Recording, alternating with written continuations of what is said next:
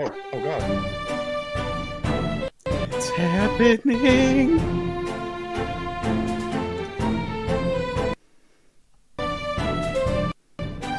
Are you guys getting buffering? Yeah. A little bit. Luna told me this is pushing her computer to the limit, so we will work on it. We're live.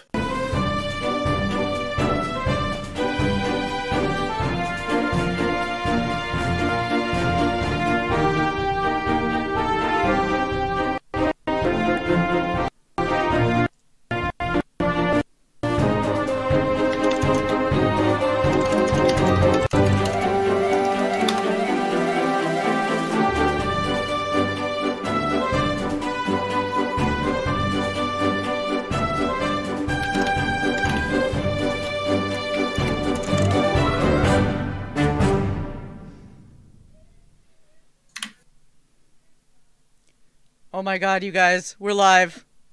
Oh my God. Is this it? Are we? This is it. We are live. Hello, everybody. Welcome Oh to my the very gosh. first stream on Shared Experience. We are so excited to be here. I'm going to apologize off the top right now for the buffering during the video. I promise the video is very, very awesome.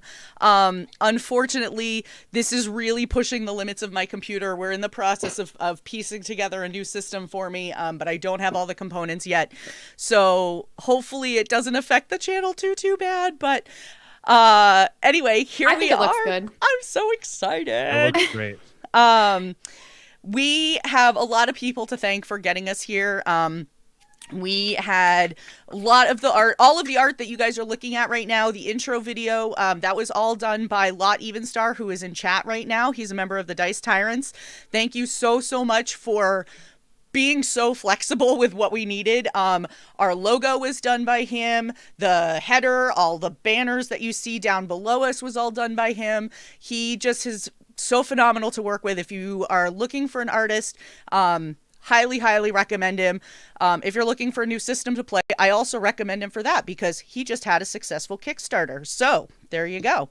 So without further ado, I would like to introduce everybody to the group that I have on tonight. So this is Tales from the Tavern, which is a roundtable discussion that we have on a weekly basis, and it's really driven by the questions that come in from chat.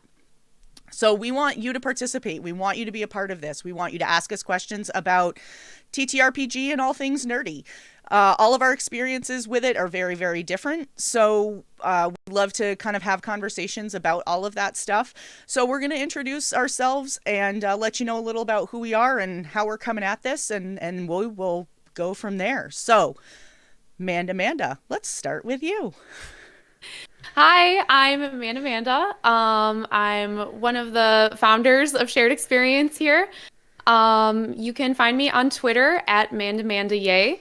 And I'm TTRPG lover, role player, miniature painter, and I am so freaking excited to have all of you guys here and for this to be our premiere tonight. I'm just beyond words, beyond excited. It means so much that everyone's here and has been supporting us the last, 6 to 8 weeks that we've been working behind the scenes creating this. So I am super stoked for tonight.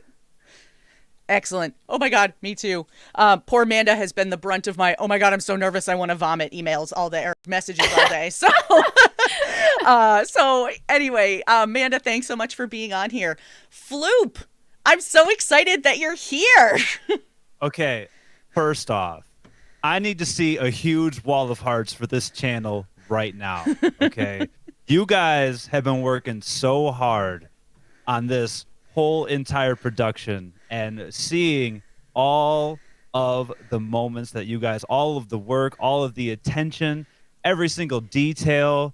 I am so excited to see what this channel is going to do, and I am honored to be a guest on this channel. So I'm just happy to be here. Well, thank you. I don't know if I'm supposed to say anything about myself, but Please do. Absolutely.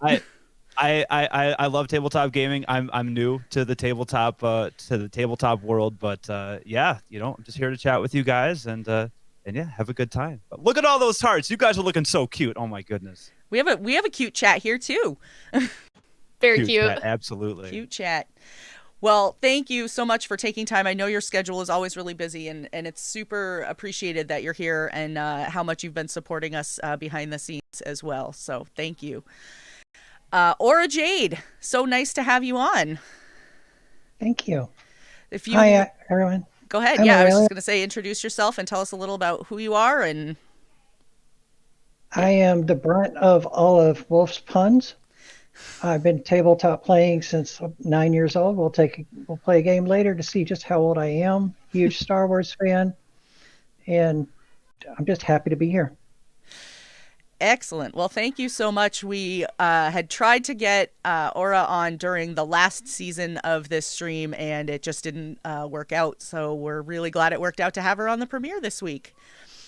And you know him, you love him. Say hello to Bees! Well, what's up, everybody? I am Big B's, also known as the illegitimate brother of Flu. I love you too.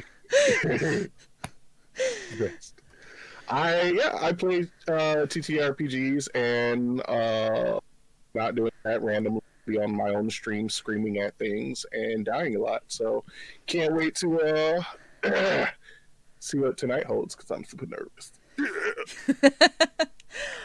Well, Bees, I'm so glad it worked out to have you on. We were supposed to get Bees on also last season, and his schedule and my schedule never lined up because he was always streaming on nights that I would ask him to come and join us. So yay, I'm glad. And the man, the myth, the legend, it's Wolf's Blood. I'm not exactly sure how legendary that is, but hey, I am Wolf's Blood. I am here now officially in the capacity of being the head moderator for the new Shared Experience channel. I have been tabletop gaming now since I was, probably 11 or 12. So, yeah, I'll join that game with Aura later about whether or how old we actually are at this point and how many years we've been gaming. So, it's going to be a blast. This channel is amazing. Tons of work have gone into it. Hope you guys love it. Hope you guys love the new format. Let's get it rolling. Yes, awesome. Well, thank you so much. Wolf's Blood has been another super great driving force behind the scenes, helping get new moderators up to speed. So again, chat, if you are just joining us, this is Tales from the Tavern. We're a nerdy roundtable discussion.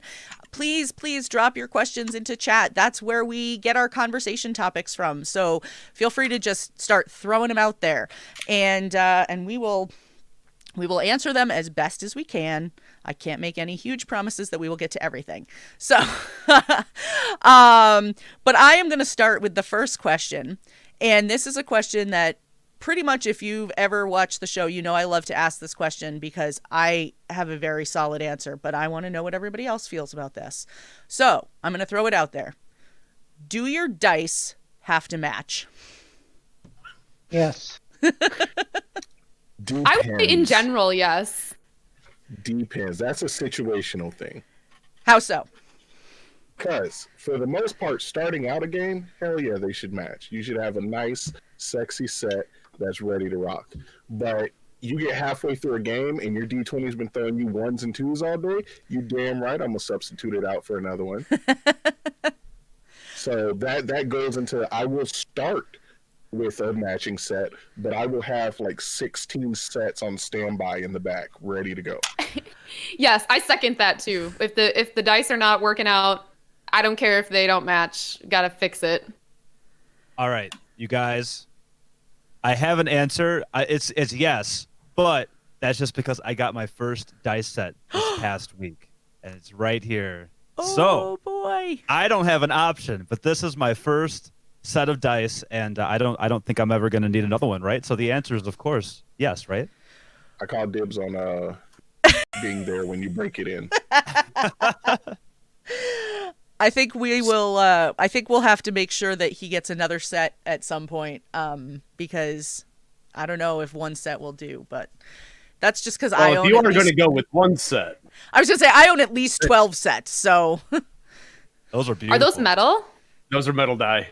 They're beautiful. nice. So the wonderful part about these, though, is that when you're rolling bees, if stuff goes wrong, rather than retiring it, you can just pling it right into the forehead of your DM. and it'll change the rest of the night.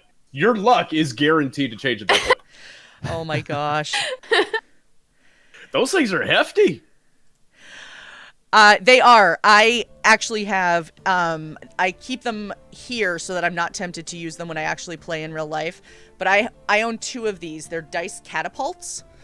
I'm now only allowed to use them with mini marshmallows because reasons. But yeah. Hold on. Wait, that's actually a dice catapult. It's a dice catapult. Yep. It's from Elderwood Academy. I picked it up at PAX East a couple years ago. That is so cool. That's Yep. incredible. Yeah, it's really cool. It comes flat packed, so you put it together yourself, and you just put a little rubber band around it, and it's got a tensioner at the bottom, and you just load it up, and boop. So, yes. All right, well, that just went into chat because buying one. We'll have to. see. Well, maybe we'll have to do a giveaway for one of those at some point. Speaking of which, I forgot to mention we have 2 giveaways that are going to be happening tonight. I'm trying to pull up the. Oh, it's so the first one is for a spell tracker from Arcane Spectacles. And if you don't know who they are, they make TTRPG accessories. So spell trackers, dice vaults, things like that. They are actually, Jared just announced yesterday on a stream that I was on with him that they are going to be launching like dice vaults that you can just use to store like a set of dice. Soon, very soon. They just launched another product yesterday, which is spell trackers with various art on them. The art is done by Eddie York, if you know who he is. And then they also have like a sneak attack tracker. They have a paladin spell tracker. They have some stuff for Pathfinder 2nd edition. So if you are interested in entering the giveaway, !ticket is your entry. And that is for a spell tracker. So I started a marshmallow fight with the catapult in chat a few weeks ago over at Paradise RPG. It was great. But !ticket if you're interested in signing up to potentially win a spell tracker. We will draw that just after we come back from our break in about 45 minutes or so. So that's that. So I saw a question that came in from chat. It was one, let's see, Katie Machin wanted to know, what's the funniest TTRPG death you've ever encountered? Oh, I know one. It was actually when I was a DM. It was a game I had at my house with a bunch of close friends, and I made the mistake of being the DM and a character. Oh. Yeah. So he was a halfling bard, and he did not want to fight whatsoever. So every time they got into a fight, he would throw out a couple buffs and then just slink into the corner and do his own thing. They were running through a dungeon and got caught up on an undead minotaur, and he wrecked the party. And I did all my heals to help out and did everything I could. They beat him, but my character went down in the process. And so the way I play as a DM is I do extremes. So if you roll a 20, something fantastic is going to happen. If you roll a 1, something horrible is going to happen. So the paladin came over, and I was like, okay, my character's done. That's cool, great. And then my paladin's like, hey, I can heal him, right? I was like, well, he's hurt. He's like out. Like he was almost completely murdered with that one hit. So you can try, just roll me a medicine check and see what you can do. And he was like, sure. Rolled a 1, and I was like, cool, you gotta lay hands, and snapped his neck. So now he's dead. Oh. And he was like, Well then. I was like, well, that's how I got out of that game. That's amazing. I haven't had, I actually have not had a character die yet. So I'm not sure. The only time that I've ever been in a party with a character that died, it wasn't the death that was funny, but when he was resurrected and it was Pathfinder, and he had to roll for a new race or ancestry, and he ended up going from a human cleric to a dwarf cleric, which I thought was just really funny. But I have not died yet, thankfully. Fingers crossed. Well, I feel a lot better about my answer because I was going to be like, I have never had a character that's died because I am a noob. But because Manda hasn't had one die either, that's yeah, I'm going to go with that one too. I think Go ahead. So I think the best one for me was actually playing Shadowrun. And we were getting towards the end of the night. Game was winding down. And we had not been the greatest party to our GM that night and had put him pretty much through hell the entire way. We had done an infiltration into a corp tower. Long story short, there were many explosions and we managed to make it out. Well, he wasn't happy with that. And so as we're tearing out, I was a rigger. So I've got my car and everybody's in. We're flying down the road through this alley. And all of a sudden he had us do a roll. We're like, why? So we all rolled and all of us pretty well botched it. And what that meant was that the monofilament wire that was strung across the alleyway right at about head height to a car. Yeah. TPK right then and there. Just because we had pissed him off that night. Oh, Ouch. no. So for me, it's not falling rocks take out the party. It's monofilament wire. We were so Nice. scared of that stuff from that point forward. Nope. We had carried carrots with us everywhere. That makes sense. Mine would be Werewolf the Apocalypse playing a Fianna Galliard, who could best be described as Wolf's Blood with way too much sugar. And we had encountered a mage who I had finally pushed to the limit. And he pushed Paradox hard enough that I became a lawn gnome. Oh my gosh. Wow, that is so cool. I love it. I love it. That's amazing. Bat Duck said in chat, and it's true, it happened earlier today, actually. I got a little too friendly with a shambling mound and hit a -7 and rolled 2 death saves. Uh-oh. Did we lose somebody? Floop! Floop, come back! Floop! We missed you. Floopy, come back. He's back. He's back. Blame it all on me. Oh my goodness. Character I'm death. back. I'm so sorry. Yeah, Oh first my character goodness. death. Right? Okay, my first character death live on Twitch. F's in chat for Floop. F's in chat. Oh no. Oh gosh. Okay. All right, let's see. I had another question that I just lost it. Hang on one second. Let's see. Oh, Relic from Know Your Role. Hi, Nick. Would like to know how much of yourself do you typically put into your TTRPG characters? That's a good question. I think I unintentionally put a lot of myself in it. I always try to create a character that's different than me, and then as I actually roleplay that character, I come to find out that there's a lot more of me in that character than I even tried to do. And I'm always like, okay, next time I'm gonna make it really different than me. And then I'm like, oh, okay, I am actually evil, or I am actually nice. I don't know, like whatever character is. But I think sometimes it's just unavoidable. My first character, so I'm playing a campaign on Roll20 right now, and my character's name is Justin Timberlake because I like NSYNC, and so that's about yeah. I guess if that answers your question, that's all I got to say about that. Who invited Floop onto here? I'm about to get kicked off.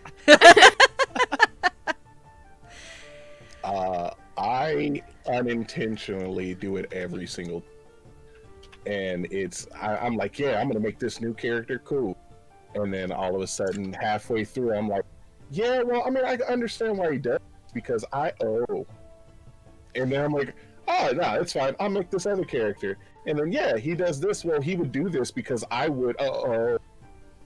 And then sometimes like I'm learning stuff about myself that I'm not ready for. It's cool though, yay! But yeah, I feel that.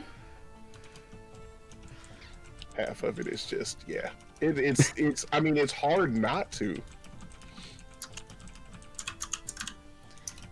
I will generally find something that works for my own persona, and then just jack it up as far as possible and stay on that track, because I played so many characters that I was trying not to be me.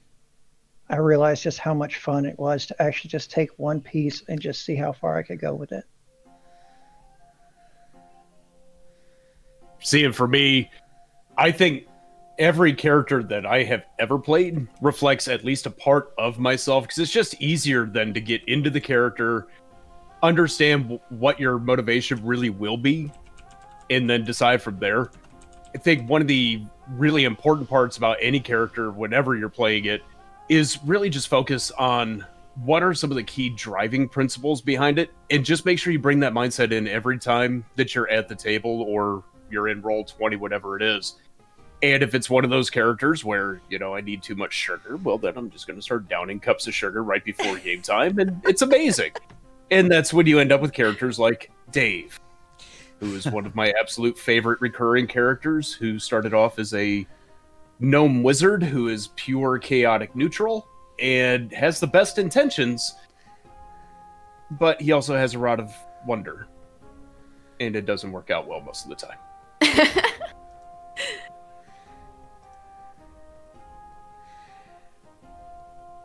I've played a lot of characters. I'm trying to think if there's one that's like the most like me, and I can't think of one that's the most like me, because all of them have bits and pieces of who I am, but in different ways. It just depends on what piece of me I want to bring out with a certain character. For example, I did a short stream with the Dice Tyrants back last winter into the early spring, and my character over there was it was a Savage Worlds World of Darkness crossover, and so my character was a werewolf, and so that had that really carried a lot of like my, oh my god, I had a really bad day at work, and it was a really great way to kind of get that out without doing it in a destructive way. It was a really nice way to kind of have that outlet for her. So it really just depends on what piece I feel best will fit with any of my characters at any time. Definitely. Yeah. Bat Duck's like, it's a halfling rogue. I mean, you're not wrong. It's not wrong. Shannon Roby. Hi, Shannon. Shannon would like to know, what is your favorite thing about D&D or TTRPGs? It seems like such an easy question, but there's a lot of depth to that.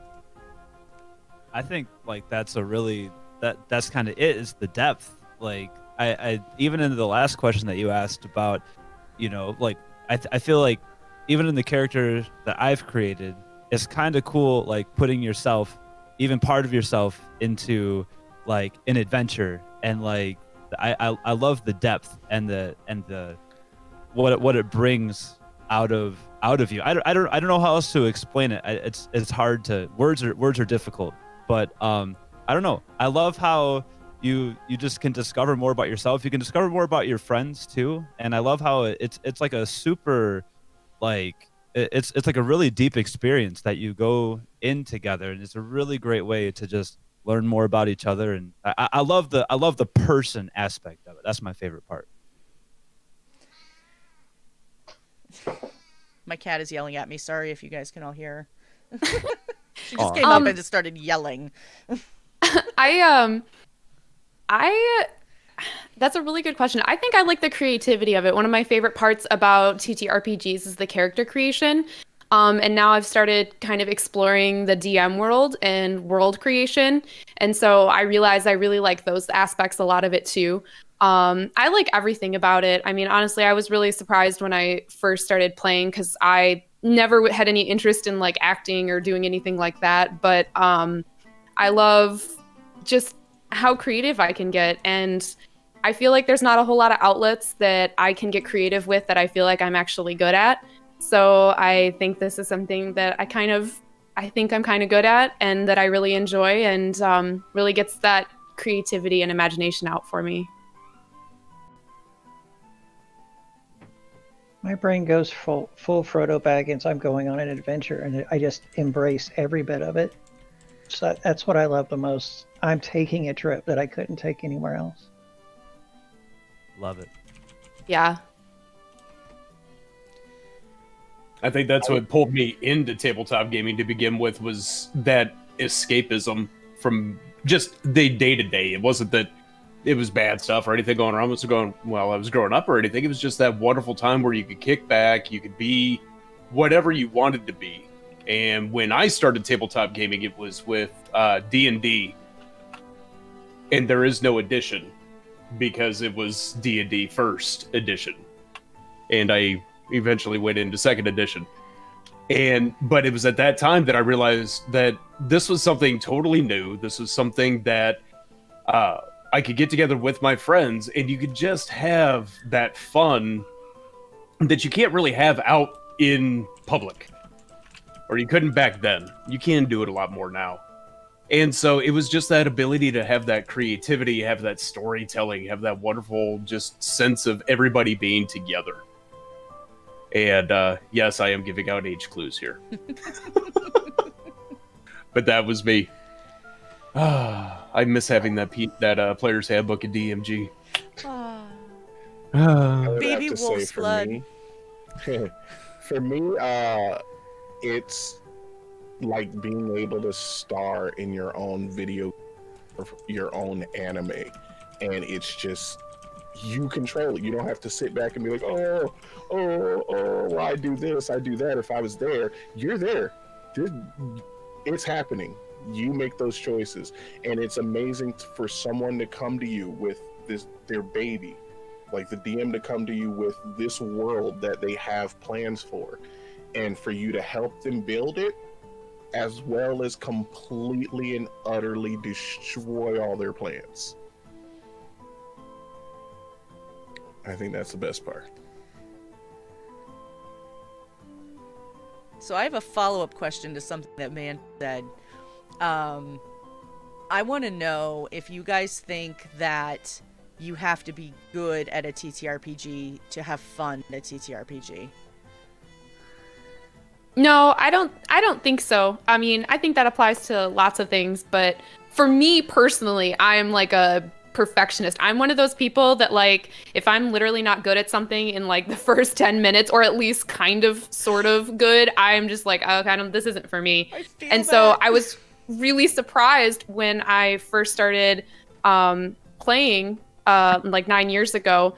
I was surprised that I was like, okay, I'm picking this up really well. I never considered acting or role playing or anything. And I was like, okay, I'm really getting into this. And I mean, I was obviously really bad my first time and have gotten better, but it was something I didn't want to give up on, because I felt like there was something there that was really, it was piquing something in my brain that was really, some depth there that I was really pulling from. I think like I think like the term good is kind of in a creative endeavor is kind of vacuous. I think if you're having fun doing it, I think that's like you being good at it. So for me, like, I'm new, and a lot of times I don't know what I'm doing, but I'm still having fun, even if I'm like screwing up, and like I don't know, it's just all of the attitude and the perspective of everybody, and if that's good, then it's all good. That's what I'm learning, at least. I would say, I don't like that. If you're good, then you have fun. No. It's all about having fun. It's all about, I know people that have studied that have min-max characters, that have done all sorts of stuff, and they're just not fun to play with. They're just horribly annoying or boring or anything. I'd rather have a group of people that have no clue what they're doing, but are down to RP and down to get into the story and have fun any day. New players are the most fun, because that's when you're sitting at the table and you go, are you sure? Those 3 words right there will change your entire night. Yeah. Yep. It's so true. And I'm always so sure, and I just keep walking. I keep walking, and then there's a trap, and then all of a sudden I'm not so sure, and I feel that.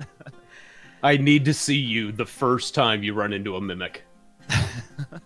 Not yet, not that I know of, at least. I ran into my first mimicked door recently, which was fantastic. Also, I was able to put it to sleep, so that was very cool. But Ooh, nice. yeah, but it was really, really funny. It was, we were like, we opened the door, and she's like, and the door tries to bite you, and we were all like, oh my god! But one of the things I saw in chat is, what does it mean to be good at a TTRPG? Yeah. There is no good. Have fun, enjoy, be at the table, and just be with your friends. I mean, that's the long and short of it. If you screw something up, great, because it's probably going to add flavor to the campaign all of a sudden. Just Right. don't yeet somebody, into a trap intentionally and Or through kill Yeah. off one of the PCs, unless it's going to be funny. And then And I did want to clarify when I did say like being good at TTRPGs, I meant it more for like kind of like for me personally, like my own standards in my head. Like I was like Luna and I were agreeing on, like if you're not good at something in the first few minutes, you're just like, oh, that doesn't mean you're never going to be good or that good even really matters. But for me, I just have a lot of self-confidence issues.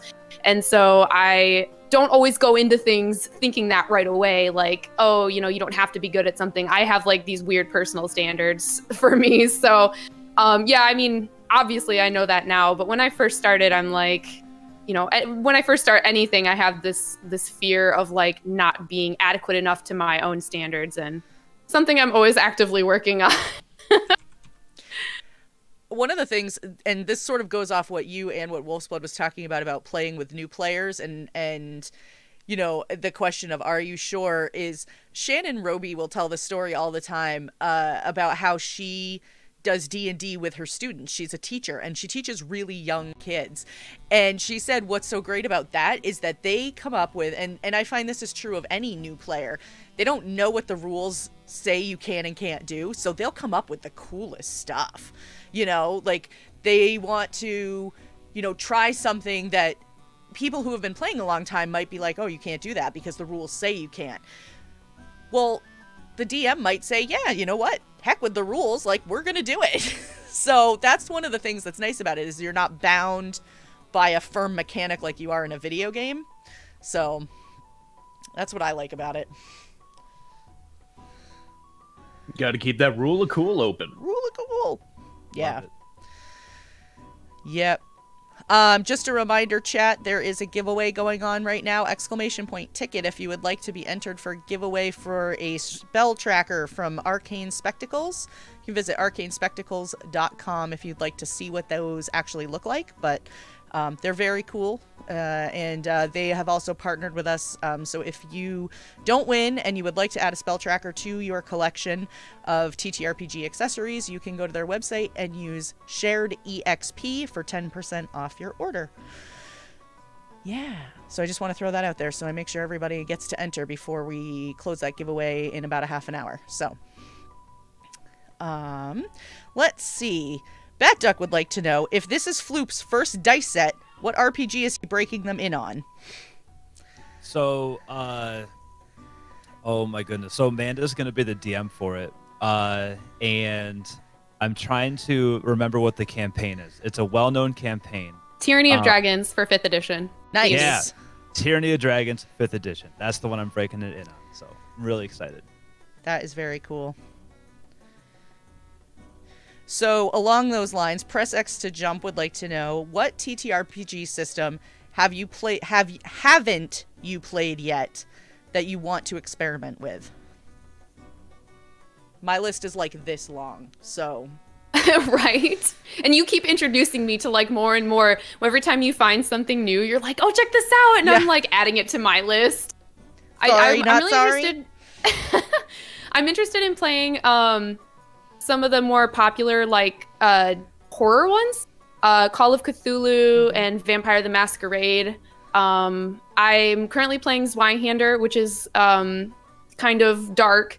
But I'm definitely interested in doing something more horror oriented and where I can create like a really gritty character that isn't just like, oh, hey, I'm a cleric or I'm a whatever. Like, I'm going to go in and just like mess some shit up.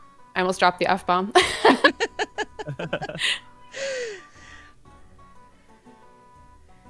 Ever since we talked about it the other day, I can't get it out of my head, and which is playing the Ravenloft campaign. However, our party, Luna knows where I'm going with this one. So Ravenloft campaign, except our party is made up from My Little Pony. Yes, I want to do that so bad. Wow, amazing. What? Just think about it. I'm down. I'm down. Let it stew in your brain for a second here. Imagine the power of a My Little Pony in Ravenloft. Are we going to stream this? Yep. That's amazing. Oh. I've got a list. I mean, miles long, different. But the top 3 I would have to say would be number 1, a Western. I've been dying to play a Western so badly. Another would be some kind of space adventure. And the third one would be horror. Like maybe Call of Cthulhu, something like that. Those are the 3 that I like. If I had to take and put them out there, would be those. Bees, I want to kind of combine your first 2, and I really want to play the Firefly role-playing game. Yes. Oh, yes. Yeah. And I mean, we can throw in horror easily, Oh my but God, I have yeah. wanted to just run with that for a long time. That'd be I mean, it's been amazing. out A 6 Firefly years. role? Hmm. Firefly Dead Space. Oh, Hmm. Ooh. that's it. Make it so. That's got homebrew written all over it. Okay. I mean, okay. Bees, we aim to misbehave here. Amen. You're in the right place. It's true. I can suddenly see everybody's wheels going, okay, how do we make this all happen? Like, over here we've got the My Little Ponies and Ravenloft going on. Over here we have a Western horror set in Firefly. Like, it's going to be amazing. Oh my gosh. I have been guilty. This pandemic did a number on my wallet because of the number of Kickstarters that came out. And I backed a few Kickstarters. I backed Lot Even Stars, Aether and Steamworks 1.5. So I would really love to play some of that at some point. I also backed a horror Kickstarter called, it wasn't Lotus, but it was like Lotus. I can't remember the name of it now. But that looked really neat. And there was another, like a 5e set that I backed on Kickstarter as well that is like a superhero wizard set. So that looked that looked like it could be a lot of fun as well. So I'm hoping to try those sooner rather than later.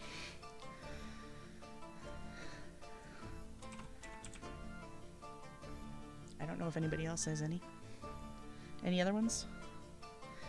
I have officially written them all down on my list of things to try. Good job. Thank you. I can't tell you the number of times I've left doing this show with like post-it notes all over my desk of new games to try. It's been awful. And wonderful, but awful. Because I'm like, Rip wallet again. exactly. Exactly. So along with systems that we want to try, we were also asked what was the first system you ever played? Oh, Pathfinder, first edition. Ugh, I love that so much, and no shade on D&D. I love D&D, but Pathfinder, just there's something about it. I think the one thing that people don't like about Pathfinder is the thing that I like the most. I like the crunchiness, the complexity, and that's what got me into TTRPGs, and I love it, and I'm really excited to try second edition for the first time sometime soon. I remember mine. It was while I was deployed, 4th edition. Oh, interesting. It was I had a Goliath barbarian knock. He was a beast, and he ate kobolds, which was hilarious because the DM sent us into a cave full of kobolds for our first one, and I was like,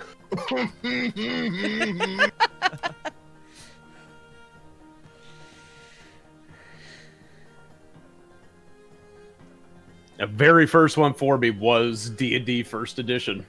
I found the books; they belonged to my oldest brother, and started playing there. Moved from D&D First Edition to Second Edition at about that same time. Started playing BattleTech, and that's when I first discovered those wonderful things called miniatures. And from that day forward, I was broke. Yes. It's like me with dice. Luna, you need to stop sending me all those links. Hashtag sorry, not sorry. I introduced him to a website that changes out their $5 dice sets every Thursday. Oh, jeez. Don't send it to me. I will absolutely send it to anybody who doesn't want it. No.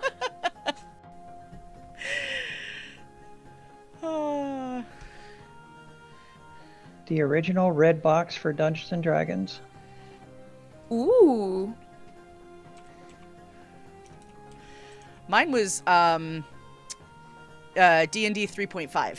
So not quite as early, but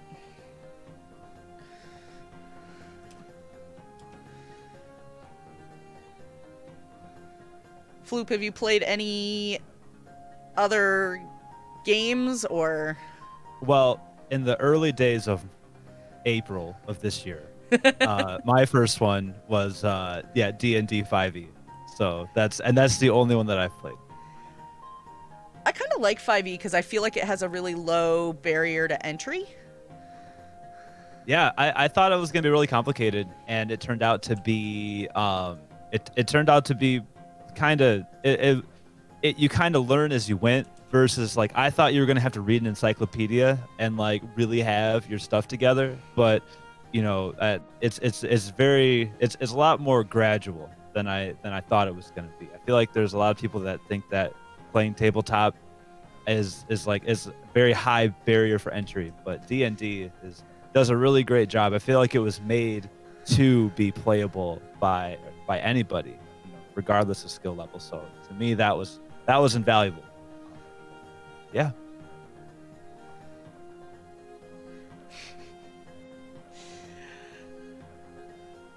And you're welcome to anybody who just opened that link for the $5 dice.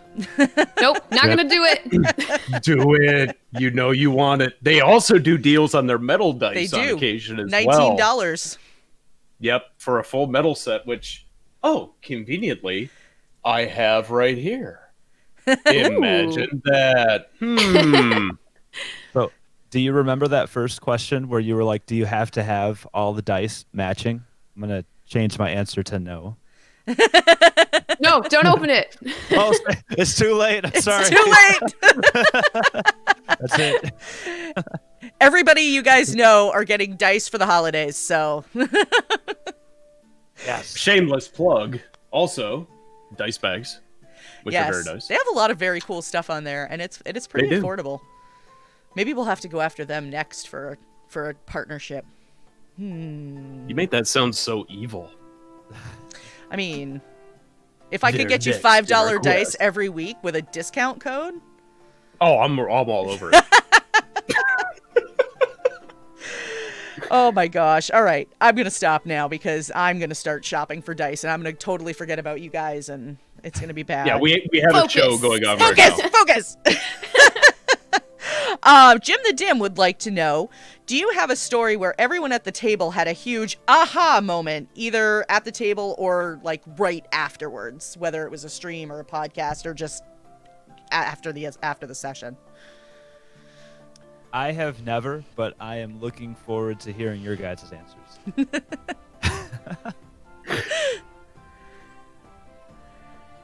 I can't think of one. Like a aha, we should have realized that after. I I mean, there's been lots of, there's been lots of endings of like sessions where something has happened as a cliffhanger, and we're like, oh, but never just like, aha! I knew. Oh no, wait, no, no, not really. I think I've had it personally.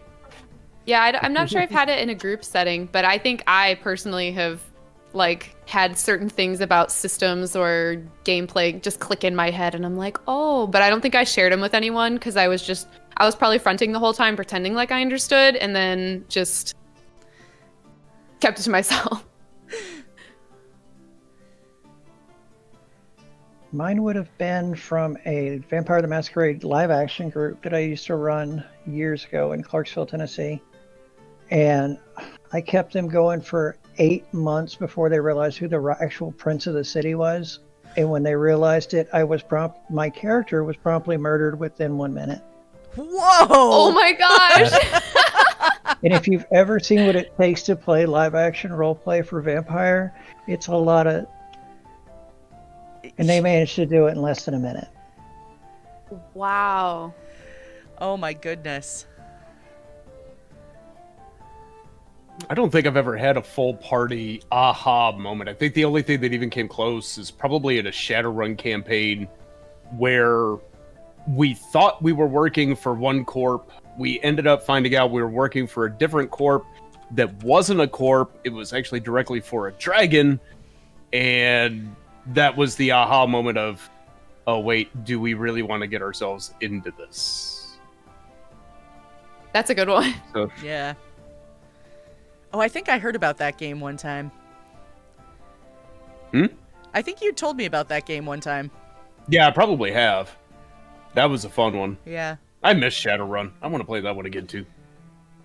That's one of the ones that's on my really long list of things I'd like to try at some point. But I think for me, and now that I can say this because the campaign is no longer going on, there was a campaign that I played in with Yachts Twitch and Cyclone Jack and Decider 12. And one of the characters, we knew him as a paladin. And it was when somebody, like, the characters were doing their thing, and we offered to meet him somewhere where he was supposed to have this big fight, and we were like, oh my gosh, we need to be there to support him. And then lo and behold, we were like, oh, he's actually a dragon. Yeah, he doesn't need us for anything. So, Oh my gosh. yeah, that was when my character caught the dragon egg and booked it. Bye. Nice.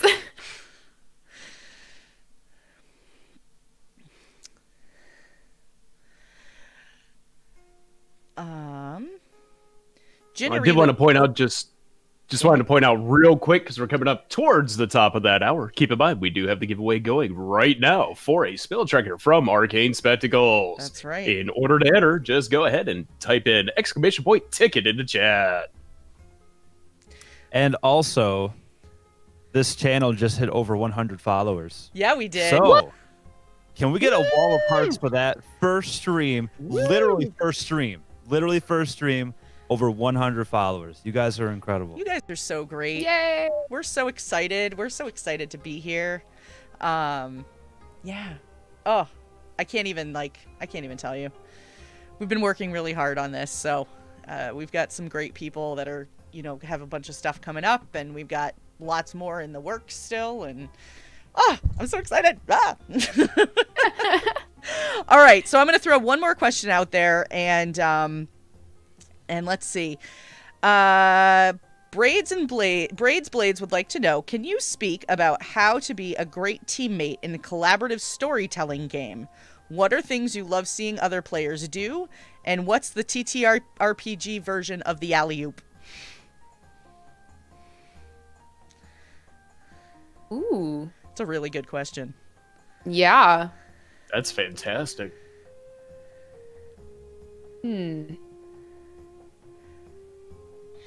I want to say that I believe it at least a part of it is like, for instance, the game I'm in, Dragons.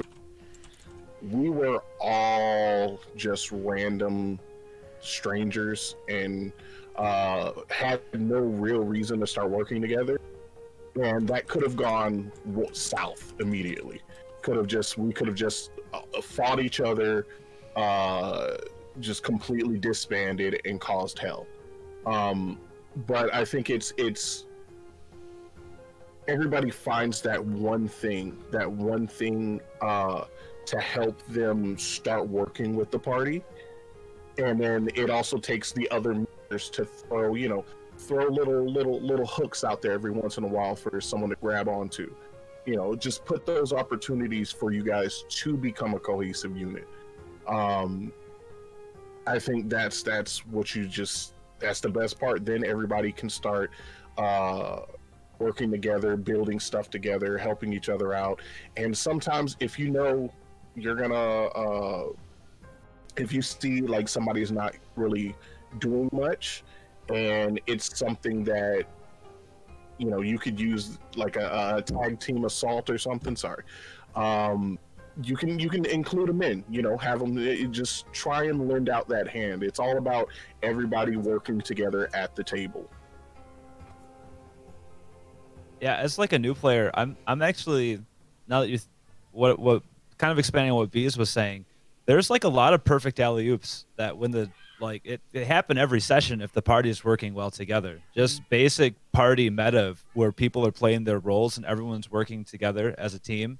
Like my Justin Timberlake, he's a fighter, and I know Wolfblood has his hands. He's got his head.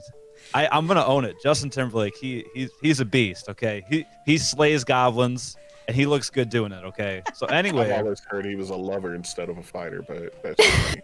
Hey, D&D brings different things out of everybody, I suppose. But just simple party mechanics, like I'll be on the front lines, and just some heals coming in, or just some random status effects going around, and just like and just or like flanking, like being in position, and just like little alley-oops like that just they all add up together, and yeah, I think, for lack of better words, those are like my favorite alley-oops being a new player. I think for me the best alley-oop is the yes and. Being able to take what one character is doing and build off of it, as opposed to working against it. I mean, unless of course it's your enemy and then you want to work against it, but when you're at the table, finding ways that your skills can synergize with each other, or helping a new player understand better how a skill works so they can use it in a more efficient manner, or things like that. But the yes and, I think, is huge just in terms of collaborative storytelling.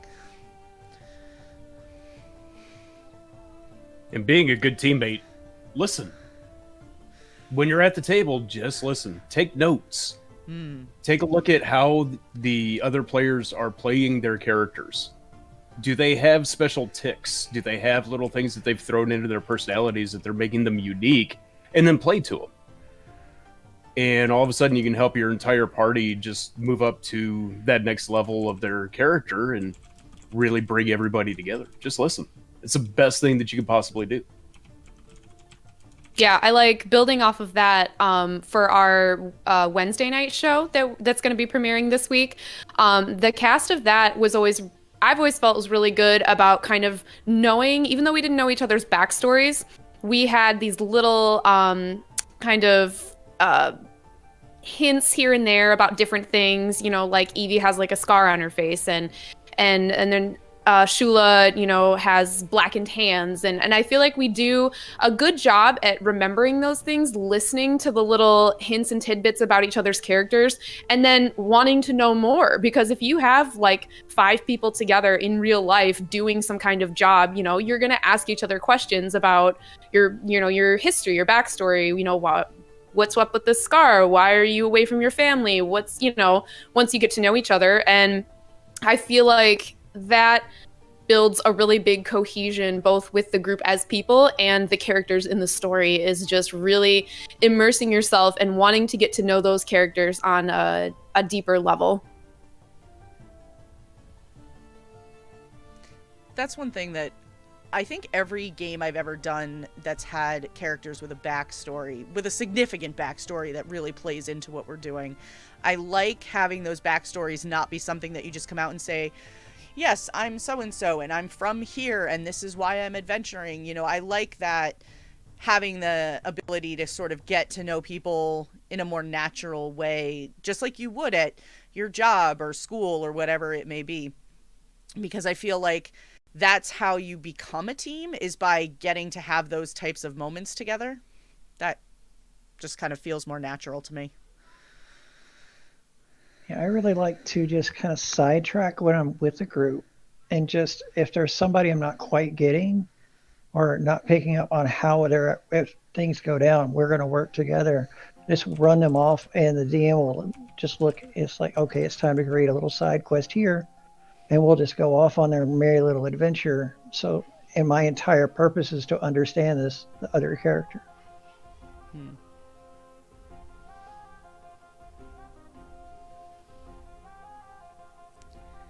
Any last thoughts before we take a quick break? These are all such good questions. Chat, you guys are amazing. Before we do take the break, I just wanted to show off what we're giving away. Well, not exactly what we're giving away, right? We're giving away one of the dice vaults, correct? No, we're doing one of the spell trackers. So what spell you have is trackers? perfect. Okay. Yeah. I have one of the spell trackers that is part of the giveaway. I don't know if you can see that if it's focused, but this is from Arcane Spectacles, and it's really, really, really awesome. Whether you're playing in person or not, I use it to track my spells when I'm playing my Oracle on Wednesday nights. And it's freaking awesome. The quality is amazing. It's also personalized, and I love the people at Arcane Spectacles. They're fantastic. They're the sweetest. Please make sure to support them, and follow them on Twitter and other various places. But that's what we're going to be giving away. Not sure if it's going to be these exact colors, but yes. And then Wolf's Blood just dropped a link to their shop. And if you're curious about any of their other products, this is their sneak attack tracker. So if you're playing a rogue or anybody that does sneak attack, you can put your D6s in here. This also is a dice vault, so it has all of my D6s in it. You know, so you can actually just store them right in there, and then you've got them available for you. And I've used that both in person and online. So the other thing that I have from them is this is their AC tracker. If you are playing a character that, you know, your AC may take hits or things like that. And then I also have, this is a different style than what's on their website, but this is the HP tracker. That's amazing. Yeah, they have all of these, which I've used them because for me, sometimes just having it right in front of me where I can see it is so much more convenient than trying to use it on a digital sheet. So yeah. Definitely check them out. And ! Ticket if you would like to try to win one of the spell trackers. We are going to take a quick break so that everybody can get up, refresh their drinks, and all of that good stuff. But don't go anywhere. You can enter the... yes, we are going to hashtag free the P. Some of you know what that means. And we are going to leave the giveaway open during the entire break. So feel free to enter if you haven't had the chance to yet. And we will draw the winner when we come back, and then we're going to open up another giveaway during the second half, and you need to be present to win for both, so don't leave. And we will be back like in 5 to 7 3/4 seconds. Seconds? Whoa, I better I mean run. minutes, Wow. yes! Minutes! Freedom! Oh, my Thank goodness. God I got a bottle here. You better I'm pee gonna- really fast! All right, we will be back shortly. Thanks, everybody. And we are back from our break. Hopefully everybody is all Did we set do and it? good to go. I think we did it. Sweet. I think we made it back in one piece. That was the slowest 5 to 7.4. Whatever it was. That was the slowest 5 to 7 seconds ever. So I appreciate time slowing down for a moment. Right? It was really good. Thank goodness. So good. All right. Ooh, we just got a host from Lionhead Gaming. Oh, Lionhead, thank you guys Hi. so much. Thank you. Welcome on in. Our good friends over at Lionhead Gaming. Thank you guys so much for coming in and for dropping those follows. Everybody that's followed us tonight, we're up to 105. Oh my gosh. This is so exciting. You guys are all just in time to join us for our giveaway. We haven't drawn the winner yet. If you are interested in entering our giveaway for a spell tracker from Arcane Spectacles, we were just about to draw the winner. Exclamation point ticket. If you would like to enter, I will give it just another minute, and then we will draw the winner. Did everybody have a good break? It was wonderful. That's Got good. more water. Nice and eventful. How was your break, Luna? My break was good. I still don't have water at my condo complex, but you know, we're making do. I'm so sorry. I've never That's in been chat for Luna. I've never been so grateful that I filled a water bottle before I left work on Friday. So, at least I have a full bottle of water. But I can't drink it. It has amoebas in it.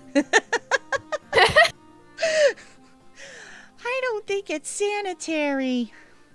I'm also anxiously waiting. So I have my water bottle is covered in stickers, as you can see, but I'm going to be clearing up space because at the end of this week, you know what's arriving? Hopefully a water truck. I would like that, but no. All right. It's going to be a sticker. It's going to be What a kind of sticker. sticker? It's going to be a sticker with the Shared Experience Phoenix on it. So, Are you telling me that there's shared experience merchandise available today? there is, if you are interested, Today? right now, there's How can already I merch buy some? available. And we're going to be doing a giveaway for some of the merch on our Wednesday show this week. So that'll be exciting. You'll have to come back for that one. But yes, we have hoodies, we have t-shirts, we have stickers, we have mugs. We are doing most of our sales through Design by Human. We did find that the hoodies don't come in larger sizes. So if you need a larger size, we did make those available through another site. Feel free to reach out to one of us to get the link, or you can find it down below underneath the merch stuff. So yes, I don't think, we don't have a merch command yet, but if you scroll down into the About Us section, it's all in there. You can just click on the logo. Again, made by Lot Evenstar, who's hanging out in chat tonight. Exclamation point ticket. I am going to draw the winner. Give me 1 second to make sure that everybody is in. All right, let's see. I'm going to close the entries and draw a winner. Here we go. Oh, no way! The winner is Beard and Bride! Beard and Bride. Beard and Bride. Speak up in chat! Literally Beard scripted. and Bride! Incredible. Congratulations. Congratulations. That's amazing. Beard and Bride were so sweet. They messaged me today and said that they deliberately were postponing their Sunday night stream just so they could be here for this tonight. So that was super, super sweet of them. And I am so excited that they won. So Beard and Bride, I saw you speak up in chat already. So congratulations. I will connect with you either after the stream or whatever, and we will make sure that we get a spell tracker out to you guys. So congratulations. You guys are amazing. You are amazing. Thank you so much. They're so much fun. Definitely go say hi to them. They do a lot of streaming. Correct me if I'm wrong. I'm going to say multiple sclerosis. And they actually have a big event that they are going to be hosting. I believe it's coming up Thursday with Jackbox games involved and comedians and all kinds of good stuff. That sounds awesome. Can I please point out the fact that we've had a great inaugural show for the channel because Yachts did not win this giveaway. Right? True. Also, It's like a new meta. by that standard, neither did Wolf's Blood. I did not enter. I was just gonna say I didn't see your entry. Whoa. Wolf's Blood has probably won like 7 of these things, and he ends up giving them all away. So, Now, That said, I may enter into our next giveaway. Yes, which I am going to open up in 2 seconds. All right, I mark didn't know is we could complete. enter in these. You absolutely can. And this one, I mean, not that you don't want to enter into the other one, but this one you definitely want to enter into. And I'll tell you why. So, they are. Go ahead. You first. I'm Well, just I so was going to excited. say, we were able to partner with a very small, independently run company called Critical Hit Cookies. And I had been followed by Critical Hit Cookies on Twitter for a while. Always had very pleasant interactions with the woman who runs it. And so I said, I would really like to support her someday, but I don't need a dozen cookies. So I sent a dozen cookies to Amanda and Floop. And then all hell broke loose. They are incredible. I cannot. I'm a huge sugar cookie fan, and I've had every sugar cookie and like from every relative or anything. Sorry, mom or grandma, but these sugar cookies were out of this world, like the greatest sugar cookies I've ever had. And I'm pretty sure any kind of healthy living that I've been doing over the last several months is just going to go out the window, as we have a discount code now, and I'm just going to keep ordering cookies. It's true. They're huge, they're soft, they're just amazing. The question came up about, I'm sorry, Floop. I just want to make sure I answer this. The question came up if they have gluten-free cookies. I am fairly sure that she does. Yes, I'm looking at them right now. I see a gluten-free lemon cookie, and I believe there are other ones as well. You just kind of have to dig through the pages. There are 4 pages of options. And I think they're sugar-free too. There's lots of different options for different health things. Yep, I see a sugar-free chocolate chip, a sugar-free oatmeal raisin, sugar-free peanut butter blondie. Yeah, so lots of different choices. Yeah, I was just telling them before the show, once you have critical hit cookies, every other cookie is going to be a critical fail. And it's like that's how good they are. It's pretty amazing stuff. So definitely check them out. Yes. You had the chocolate chip ones, right? What did you think of them? Chip. They were fantastic. They definitely live up to the name of critical hit cookies. Yeah. I really enjoyed them. Yeah. And I 100%. I was gifted some of the Snickerdoodle and some of the chai blondies. Oh my god, they were so good. And Wolf's Blood, you got a pretty unique flavor. Oh, so I lucked out, and I got a chocolate chip with bacon jerky cookie. Oh, What? It was magical. It was, I can't even describe how good that cookie. It was a soft, gooey cookie, this beautiful chocolate, and then boom, this big old salty hit of bacon. And Wolf's Blood, I'll be in my bunk. I was gonna say he's a bit of a foodie, so for him to give it a 5-star review like that, you know it's good. So It was ridiculous. I'm wanting to know why you didn't say, "Hey, come have some of these." Yeah. Because they were COVID cookies. They were. Yeah, I don't know. I'm sorry. I'm a horrible friend, aren't I? They're I definitely drive an not hour for and a sharing. half and bring him But baked bread and cheesecake. Aw, I know, I heard Okay, about the okay. cheesecake. Oh, that cheesecake was so good. It took me 2 weeks to eat that cheesecake, by the way. We'll get together. But they We got do, these. the cookies do come individually packaged, so it makes them great for like throwing one in your work lunch or something like that. Actually, that was what helped me not dive in and eat them all in one sitting, was the fact that they were individually packaged. They lasted me and my daughter. I have a 12-year-old daughter, and then her best friend lives with us, not technically, but sort of unofficially lives with us most of the time, and between the 3 of us, they lasted us like 2 weeks. We did pretty darn well. So highly recommend. I can see we already have over at least 19 entries, so yeah. And yes, if you are interested in ordering some cookies, you can ship them. She will ship them anywhere in the US, and I believe that includes Hawaii. She will do international shipping, but it costs a lot more.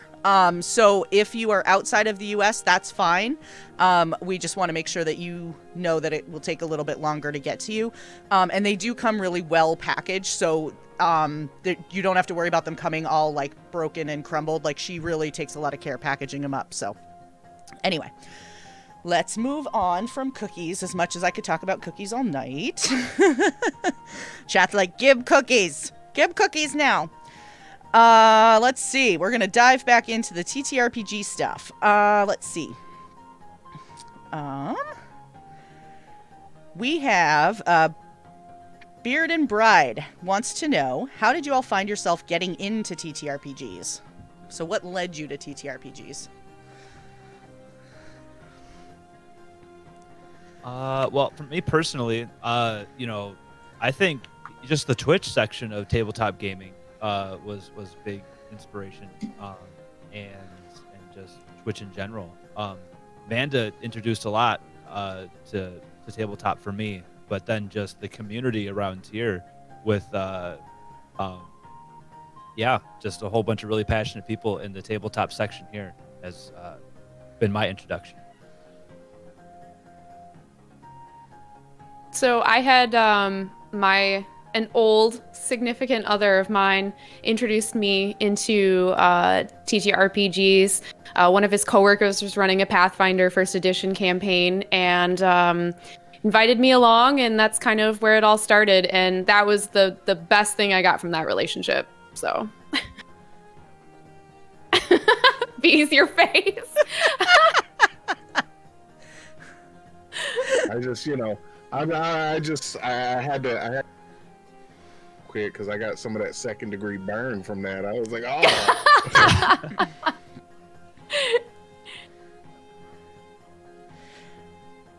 Go ahead. Please. Oh, Go ahead. My uncle ran a hobby shop when I was growing up, and I would always just kind of stand there just admiring and watching these people gather and just talk for hours.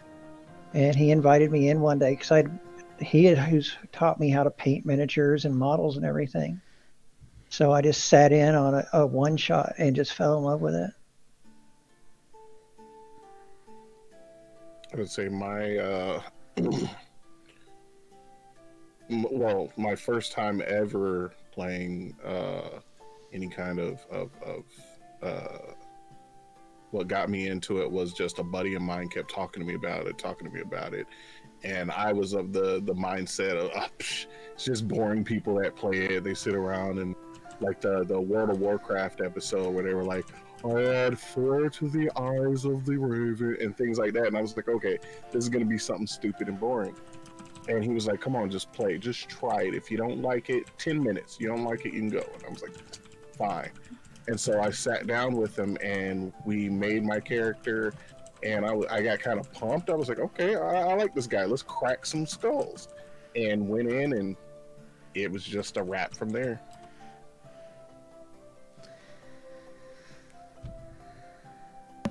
Mine was just finding those books that my brother had. I started reading through them, got really interested. The artwork was something I'd never really seen before. And because I was probably 8 or 9 years old at the time. And after that, it was reading those books cover to cover, time and time again. I ended up buying a few additional books. Didn't really play for the first couple of years that I had them. And had a friend of mine over one day showing off the books. He was like, hey, we should play this at some point. One thing led to another, and at one point my gaming group had grown up to, we had 21 active players that we had cycled through every weekend. So imagine a whole bunch of 12, 13, 14-year-old boys that are getting together at 10 to 15 at a time at somebody's house. How our parents survived that, I have no clue. And the amount of Little Caesars pizza that was consumed. Yes.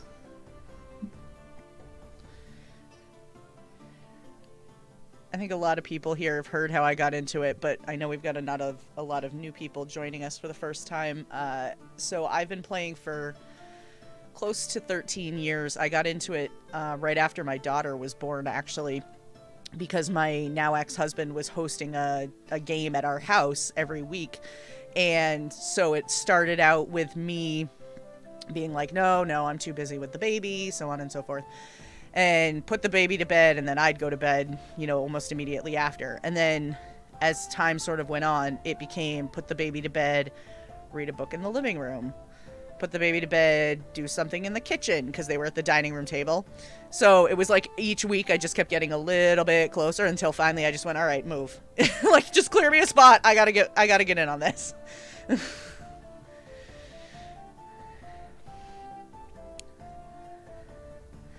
But it's a good time. I like that so many people come to it from so many different ways. There's so many ways to get involved in it. Yeah, I with what B said, how at first he was like, I think this is gonna be kind of lame. Like, I wasn't really sure what it was gonna be like. I didn't think I was gonna fit in, or that it was gonna be something that I would like. I never had any friends, growing up that were into it. I wish that they had, because what I've experienced in the last 9 years of TTRPG life has just been phenomenal. But I definitely had some preconceived notions about it, and I'm so glad that that I took that step into this world. And one of the things that you brought up earlier with Floop coming in with 5e, entry into TTRPGs has become so much easier today than it used to be. Because, and I'm going to pull out my cane for this one, back in my day, when I first started playing, you had to do this little thing called THAC0, and you had to be able to do a whole bunch of math in your head. Because if you did it on paper, we laughed at you. And you were not to be at our table. But now today, I mean, it's so much easier to come in, and there's so many varieties out there for people to jump into. Everything from Call of Cthulhu for all of you horror fans. You've got D&D 5e. If you really want to torture yourself, you have D&D 4. There's just so many ways to come in and play and be that character that you want to have now. It's amazing. And it's one of those things, I'm glad I started when I started, but at the same time, I really wish that I'd had the opportunity to start today.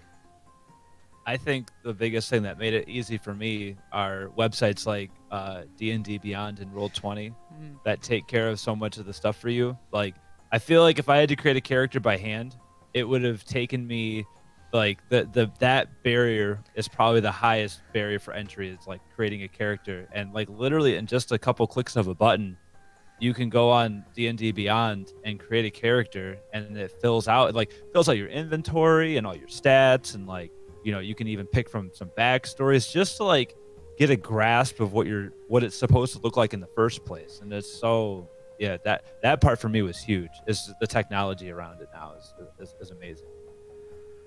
I think too, speaking of the technology around it, it's also allowed a lot of people to continue playing or start playing during this whole COVID thing. Just with, Discord and Zoom and Google Meet, and then, like you said, Roll20 or Fantasy Grounds, which is what a lot of, I've used over the last year and a half. Just all of those different options being available for people. It's like, oh man, thank God those all exist now, Because can you imagine if they'd all been trying to build it all in the last 6-7 months? It would have been a disaster. Yeah.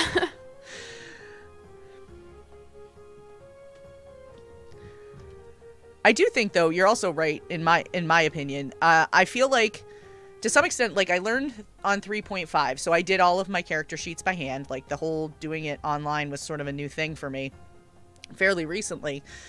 But also to that point, I feel like it also in some ways helps me understand some of the mechanics better, because it's easier for me to see, oh, that's a bonus action. Oh, that's how long this spell lasts. Oh, it helps sort of illustrate some of that a little bit clearer for me at this point. So things I didn't get before, I understand better now. Yeah, for sure. Let's see. Another question that came up. Let's see. Have any of you... Oh, I'm sorry. I almost missed Katie Machen's. What's the best character backstory you've ever come up with or heard of? Excuse me. Follow-up, do you prefer funny or tragic backstories? So the campaign that I'll be doing here coming up, my character idea is I'm gonna be a mind flayer, but I'm going to be good. So I'm calling myself the kind flayer, and yeah. So that's my character idea, and he's gonna be I think it's called a wizard, and yeah, I'm looking forward to it. So that's my best idea. I love that. So you were the one she was searching for. Yeah. Yep, absolutely. Yeah. Yeah. Amanda was like, yeah, I got somebody that's trying to like play a mind flayer. Does anyone have any ideas? Does Thank you. anybody? Thank you. And then just digga machine gun link all over the place. Yeah. So we're going with that.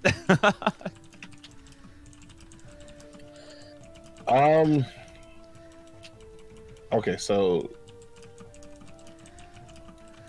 I mean, there's so for like backstories of other characters that I've heard. There's so many. I think they're all, as long as you put at least a little bit of effort into it, I think they're all kind of amazing because it you can't just say, okay, well, this person, I like this one because they did this or that. It's like a person; they're unique. So I like, I like a little bit of something from all of them.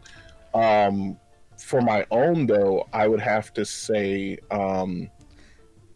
it would probably be the one I put the most effort into, which would have to be oh my god, what is his name?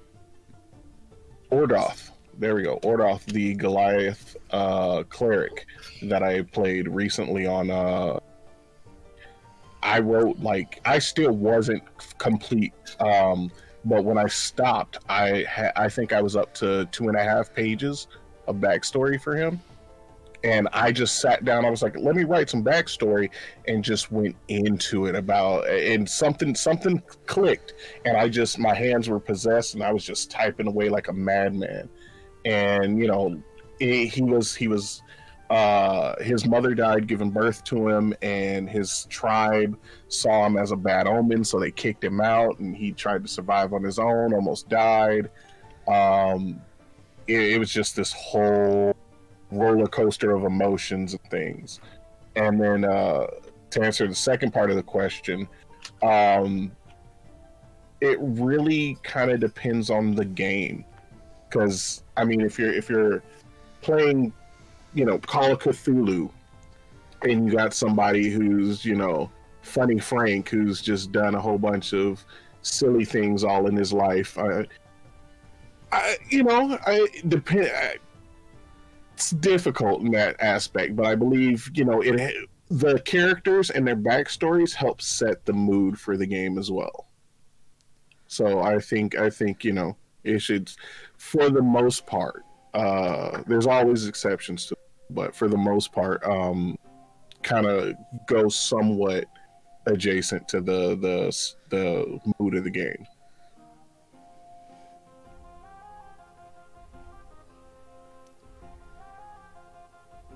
Yeah, I feel that. I think there's a lot of people, especially on Twitter lately. I've been seeing a lot about people kind of dissing on people creating tragic backstories. And I get that, like, maybe it's easier to make a tragic backstory, but I think that I don't know. I personally like that. I like seeing a character that comes kind of from a really bad situation and see how they improve, and how the character development and the personality development and how they overcome their issues. And a lot of my backstory is based in like the actual character, so I create the character first and then obviously the backstory. And so I take whatever kind of issues I may have with that character, and then, like B said, like the setting, and just, I don't know, go from there. And for some reason I just like I like seeing someone overcome tragedy, both in real life and like in an RPG. So I really like that aspect of it. I'm going to be a bit of a punk on this one, only because the best backstory that I have had is a character that I will be playing here very, very soon. Oh my god. And so I can't get into it. A couple of folks have been able to read his backstory so far. It's amazing. And I will give a couple of hints for it. It is set in the Star Wars universe. The character comes from a colony planet. I had a very respectable upbringing. My family has been on this planet for a couple of generations now. We were not well known, but we were well respected. My folks lived and died as natural. It wasn't a big thing. And then a thing happens where I no longer wanted to be on said planet. And so I have joined my crew. But for the full story, you will have to check out the Star Wars campaign that we'll be putting forward here in a little bit. Cliffhanger. Dun dun dun. We need Katie with that dramatic zoom on her camera. Yeah. One of the players that's going to be joining our Wednesday night campaign has a dramatic zoom effect on her web camera, so she just pushes the button on a remote and it zooms right in on her face, so she can do that like dun dun dun. It's really pretty funny. It. Katie, message me. I need this in my life. Yeah, that's fair. It's for his new character, JC Shaz. Yeah. He's just gonna make one of every NSYNC member now. NSYNC tabletop RPG. I mean, Why not? perfect. Yeah. Could be die, die, die, like having 3 dice. That's amazing. Wow. I think that we're ready to ship it right now. Let's go. Let's do it. I mean, stranger things have happened on this show, so. Let's see. Playful Journeys would like to know, do you have a favorite board game? And if so, what is it? Example, I am a sucker for Red Dragon Inn. Excuse me, sorry. Risk. Axis and Allies. Ooh, that's a good one. I have lost many weekends to Axis and Allies. Cash and Guns, Optimus. Oh my gosh, yes, Imagine I remember guns. that. We played that at We PAX. played that at PAX. If I could ever find someone to play Risk with me again, it'd be Risk. That's a good one. I love Risk. I Apparently, haven't. people get mad when you betray them. Whatever. I haven't played a ton of board games, but one that I really enjoyed was the co-op nature of Pandemic. That was really fun. I've never heard of that one. I've heard really good things about it. It's really fun. I really enjoy it.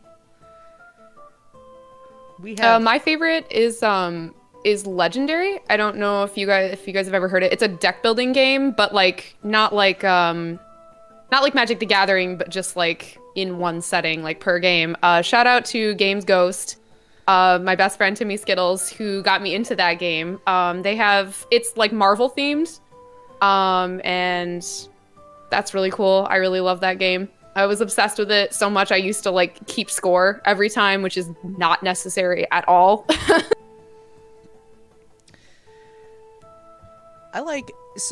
Having a younger, I say younger, she's not really younger anymore.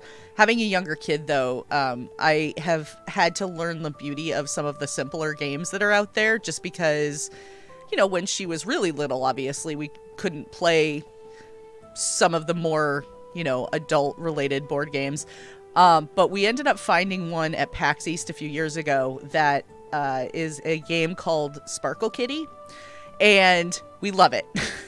It's a card game where you have to build a tower out of 4 cards, and then you have a princess who is your Sparkle Kitty, whatever, that is at the top of this tower, and the goal is to get rid of your cards that make the tower so you can free the princess.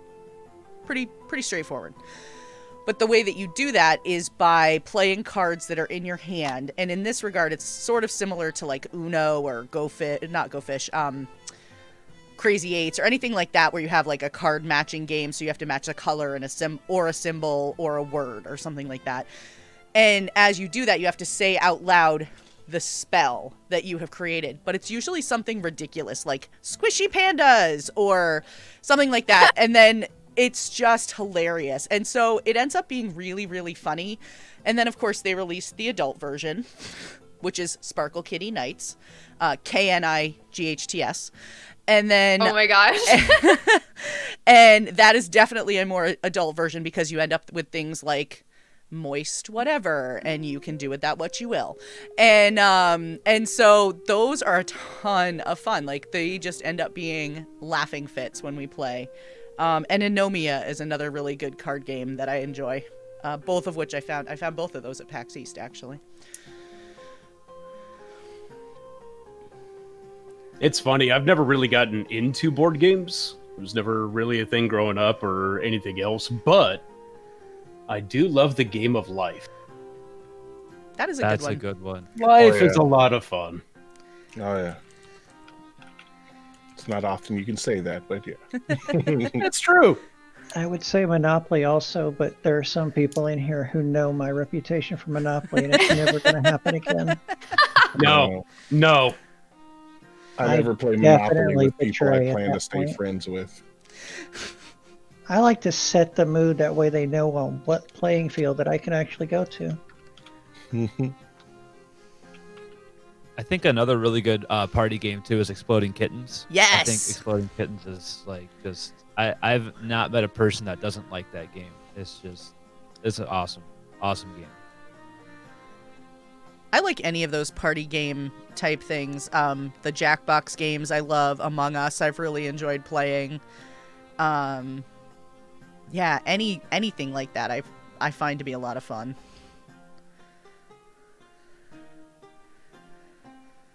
Apples to Apples.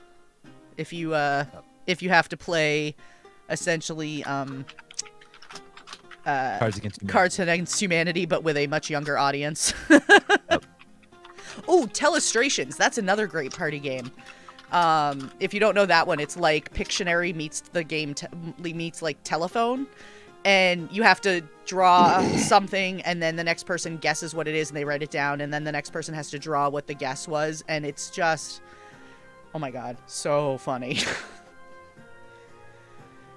One I really like is Super Fight. That's a good one too. I've never I played love that, but I've Super seen Fight. it. There's like a lot of arguing in that game. Yeah, yeah. That's hilarious. Like you draw a bunch of different cards. Each person, like the two people that are gonna battle, do it, and then you flip them over, and it's like Chuck Norris with Raiden's power versus, and he has like some other ability, and then the other person has like stormtroopers that every time they're hit they multiply or something like that, and then those two have to argue to explain why their character would win, and then the judge and everybody else votes on who gave the best argument and prove their side, and it gets crazy. It's excellent. That's super fun.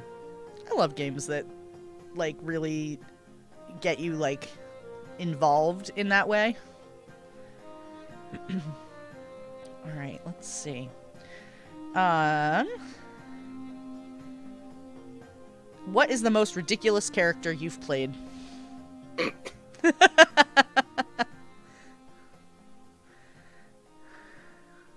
100%. It's Dave. I mentioned him at the beginning of the show. Dave is the most ridiculous character I ever had. I say he started off as he was 1 foot 4 inches tall. He was a gnome. He was an alchemist. He was a warlock. He was pure chaotic neutral. He had the absolute best of intentions for the party. He just didn't know how to go about it properly. And he was also mildly insane. So he would try to do all of this really cool stuff and fail miserably most of the time. Not through any fault of his own, though. He really did try. Poor Dave. I had a special D100, or I had a 100 action list between me and my DM. I had to roll on that every time I tried to do something to see if something random happened with the spell he was casting or the potion he was creating. And more often than not, it did. we were running into a cavern full of goblins, and he had just gotten high enough level. He's going to cast Fireball. Now, mind you, when we entered into combat, I'm riding the barbarian. I have a harness on the back of the barbarian, and I'm riding the barbarian into battle. So I pull out my wand, which was just a twig, but it was his wand. And I pointed it at the goblins, and just as that happened, I rolled. And the random thing happened was that my barbarian stumbled a little bit. My wand pointed down, and I cast Fireball into the back of his head. Oh no! Oh, Oh. Now, the barbarian lived. Remember, I had just gotten Fireball. It was a 3d6 damage or something like that. It was small. He also made his reflex save because he got a bonus because he was already tripping. So that helped. But he was a northern barbarian, known for his long, flowing golden locks and beard. He was hairless from that day forward. Oh dang! Oh my god! I'm glad he lives. So anyway, Dave survived through I don't know how many campaigns in D&D. He eventually made it into Shadowrun. He made it into a Ravenloft campaign. And the last I saw him was a Star Wars campaign where he became a computer virus. And the last that we saw is that he infected a Star Destroyer that was chasing down our party and caused the Star Destroyer's loudspeakers to begin playing this strange music and timing the turbo lasers to it.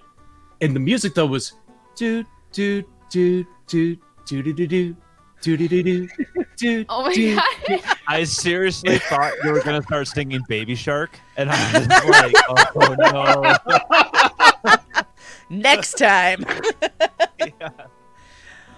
But that was Dave. Dave is one of my favorite ones. And when I DM, Dave eventually becomes one of my exposition characters, usually, or something. If I need to get the party motivated or moving down a path, it's Dave. Oh my Dave sounds like a nice guy. He tries to be. Best intention. No eyebrows. Yeah. Dave sounds a lot like you. Yeah, Yeah. I can see that. Keep in mind, I have spent a great deal of time with him in person, and yeah, best intentions. Say oops a lot? So I don't know. Was the question meant like intentionally like funny or not? Like, did we intend to make our characters that way? The question was just the most ridiculous character you've ever played. So I would say ridiculous in whatever that means. I played a gunslinger, a Pathfinder gunslinger several years ago named Odana, and she wasn't intentionally funny, but in Pathfinder, you misfire with a gun, like on a 1 or a 2 roll on the die. And no joke, every single combat we had, at least once or twice, I would misfire. And I had the worst luck I've ever had in any campaign I've ever played. And it was just ridiculous how I would always hype it up like, I come in, I'm all being serious and, pull out my gun and try to do some kind of sweet dramatic move and then misfire, like every single turn in every combat. It was it was frustrating, but also very, very funny because I kept trying to be serious, but how can you be serious when your gun just continues to misfire in your face? Evie feels that in the depths of her soul. Yeah, that's true. It was very similar to Evie. And if you'd like to know more about Evie, you need to come by on Wednesday. Wednesday night. Well, Go my ahead. character, totally serious.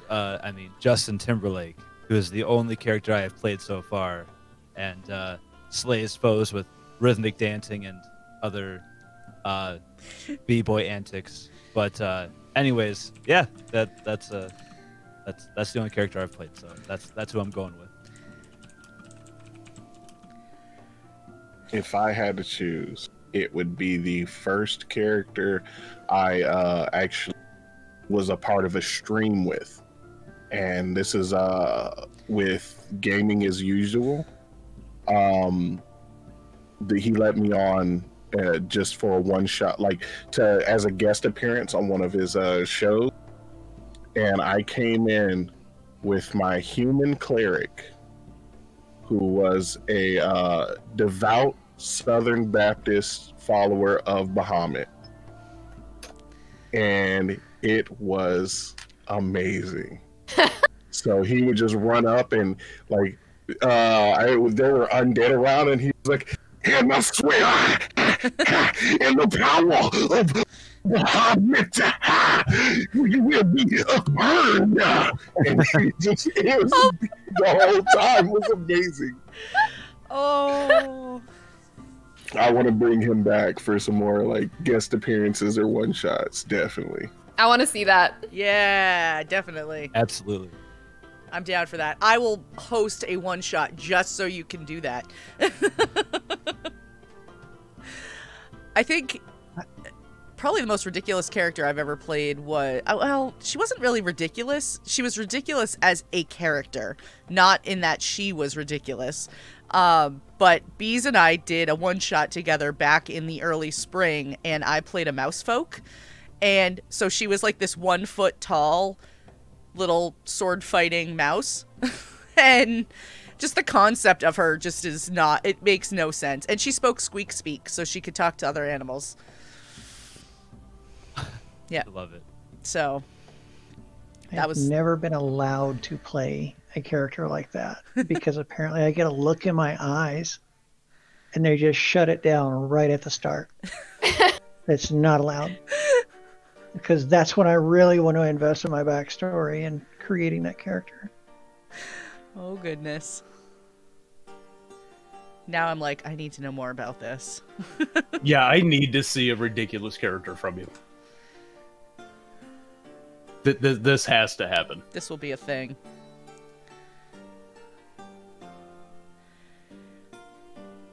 Okay, Lot Evenstar would like to know, give us one of your favorite moments from any TTRPG that you have played.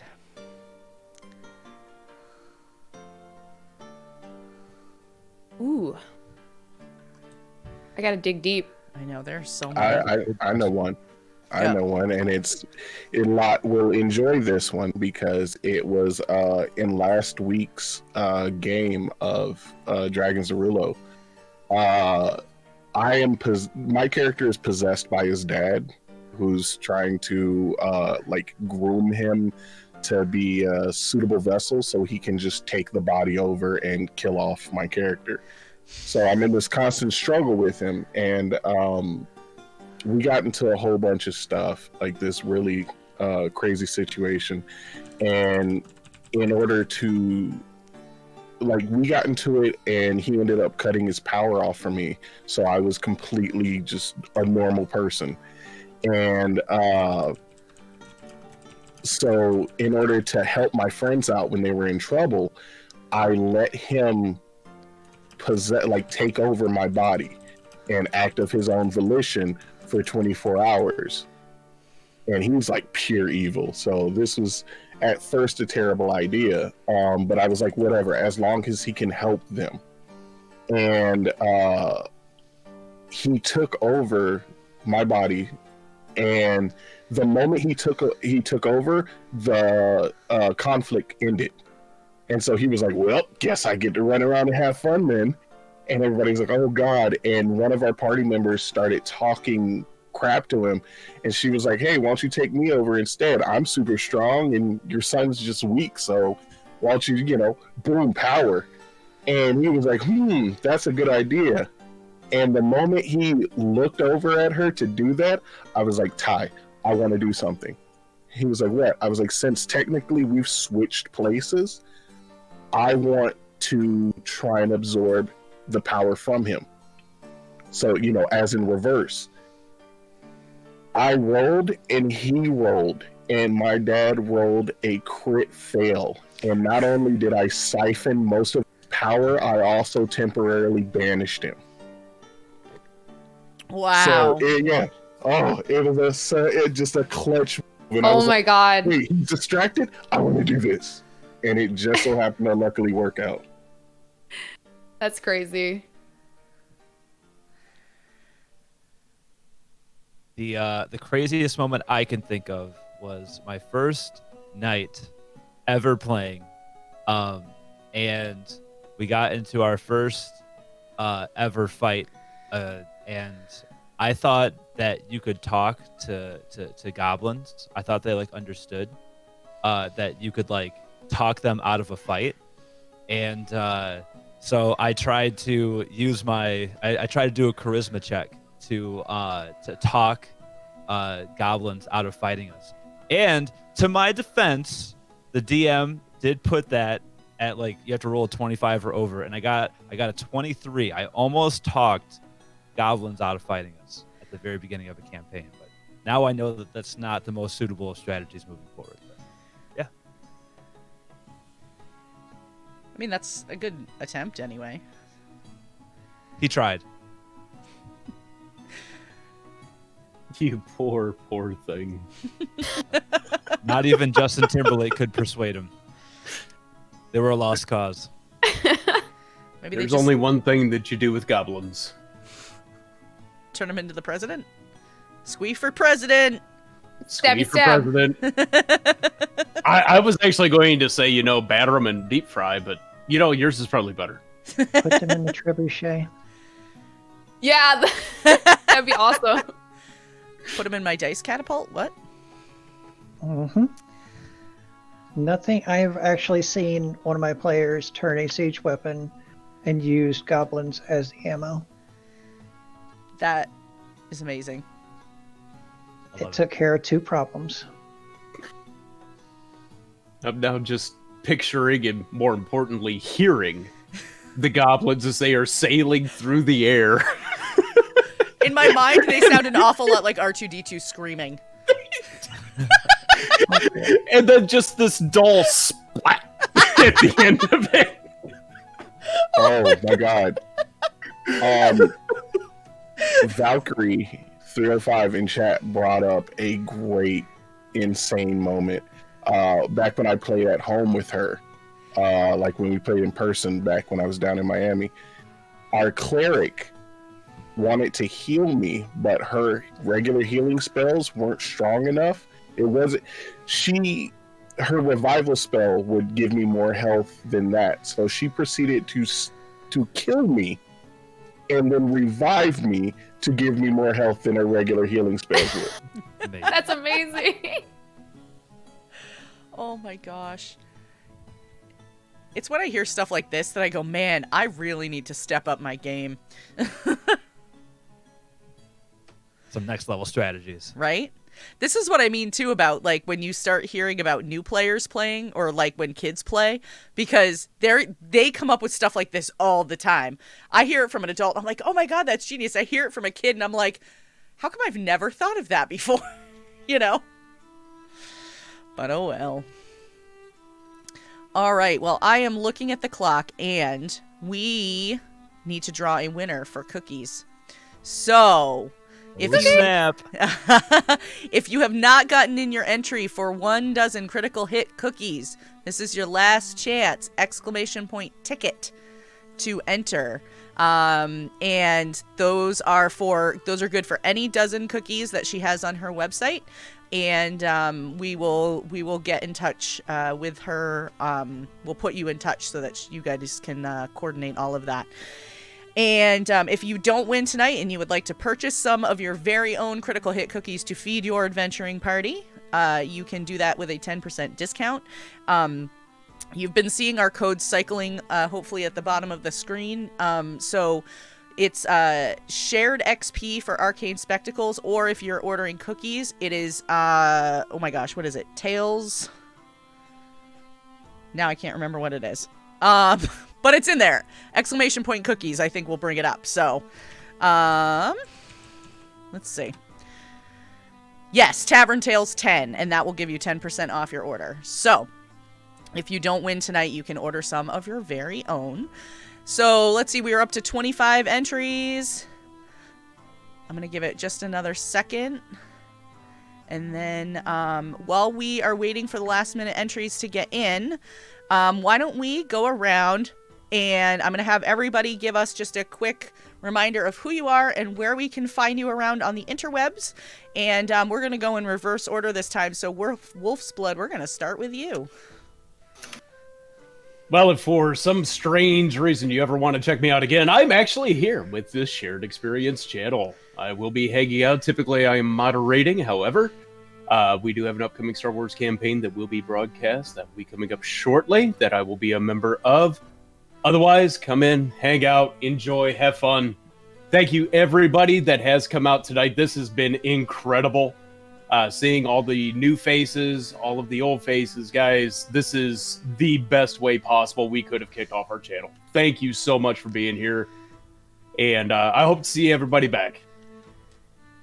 Excellent. And we couldn't have done this without you, Wolf's Blood. Thank you so much for all your help getting this going, for helping get our new mods trained up, for all of that good stuff. So thank you for all your hard work in this as well.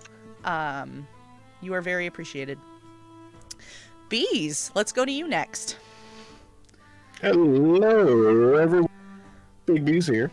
You can catch me Mondays on the Dice Tyrants and the Dragon of campaign, where we just pretty much take everything the DM throws at us and says, "Ha!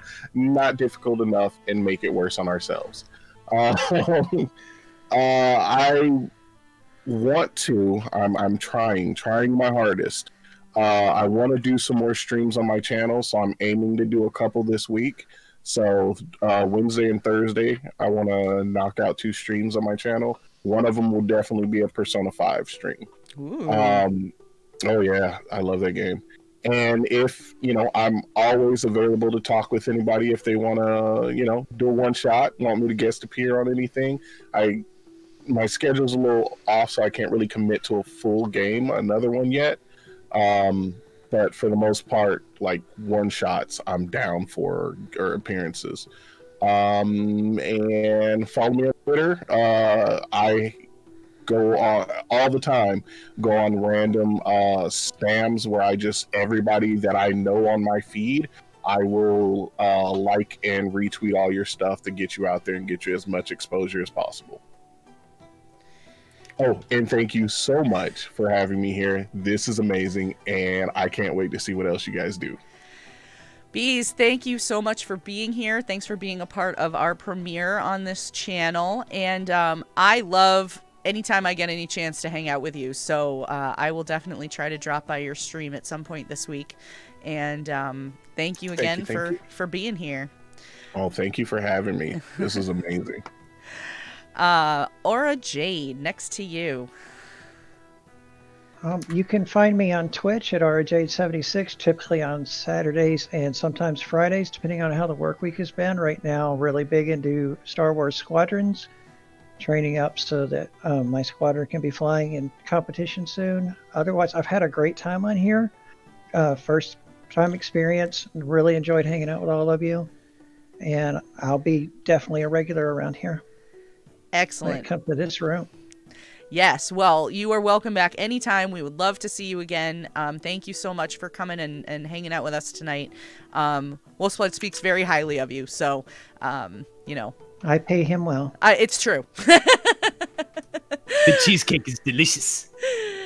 Well, thank you very much for taking time out of your Sunday night to come and hang out with us. Floop, let's go to you. Hi, I'm Floop. You can find me at everything Floop. I'm playing drums on my stream, and you can catch me. What day is it today? Tuesday at 6 p.m. Central is my next stream. But yeah, we'd like to have a lot of fun there. But enough about that. This stream though, tonight, the energy was incredible. You guys looking cuter than ever. Can I get one more wall of hearts for all of you guys? Thank you for the questions. Thank you for all of the laughs and just being a part of this. Like, being here is so much more fun when all of you guys are a part of it. And I hope you guys always continue to return back here. There's going to be so many more great stories. And yeah, I'm looking forward to it. You guys crushed it. It was a really, really fun time being on. So thank you for having me on. Yes, Floop, thank you so much for all of your help and for your advice, and then just for being awesome. And if you haven't checked out Floop's stream, definitely 13 out of 10 do recommend. Go spend your Tuesday night there. You will not regret it.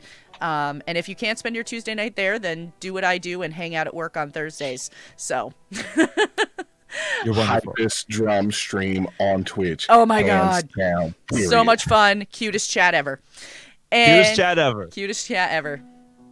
And Manda.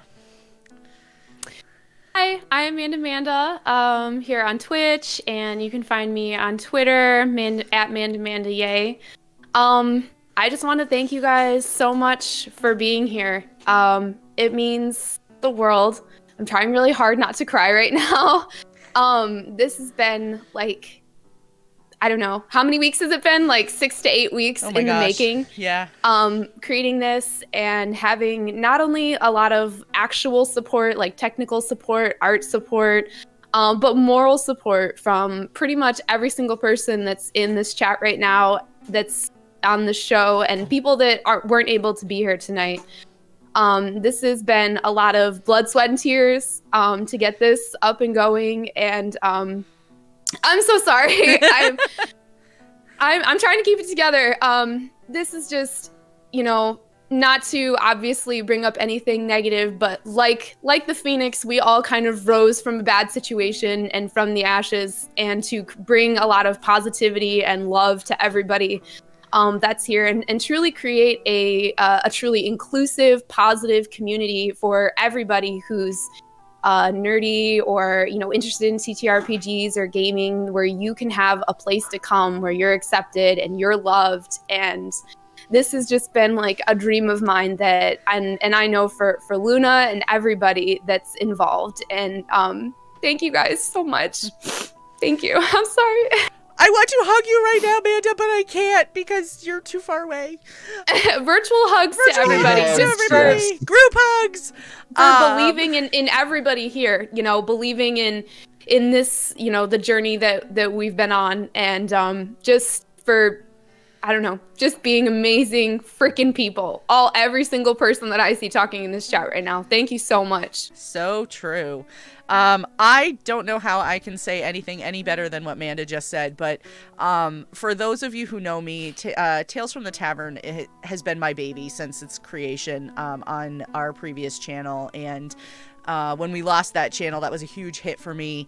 I had put a lot of effort into that, and so like Manda said, this was a huge opportunity for growth. I've learned some new skills, like actual technical skills. I am producing my own stream tonight for the first time ever. I'm producing a Tales from the Tavern. You're doing so wonderful. Which is huge for me. I do my own streaming. For those of you who don't know me, I am Gamer Mom Luna on Twitch, Twitter, Instagram, and Facebook. And I usually lurk in a lot of streams, but I do my own streaming, usually Sunday mornings, 9 a.m. Eastern, coffee in a stream. Bring your breakfast, bring your coffee, come hang out. We've been playing some Baldur's Gate 3, actually, lately. And, yeah, this has been a lot of work, a lot of late night conversations and messages flying through. Last night, Manda and I were, I'm literally laying in bed. Also. And I was just getting so excited with every time she messages me, and I'm just like, we just have all these awesome, cool things and ideas, and it's just, she may or may not have gotten one during this. Hey, by the way, I just had this idea. I saw that. So it's just a constant growing process. And like Manda said, we really wanted this to be a space where, it's open to anybody, regardless of how new or old you are in the TTRPG community. We want this to be a place where people feel comfortable that they can come, they can learn, they can grow, they can find people to play with, they can,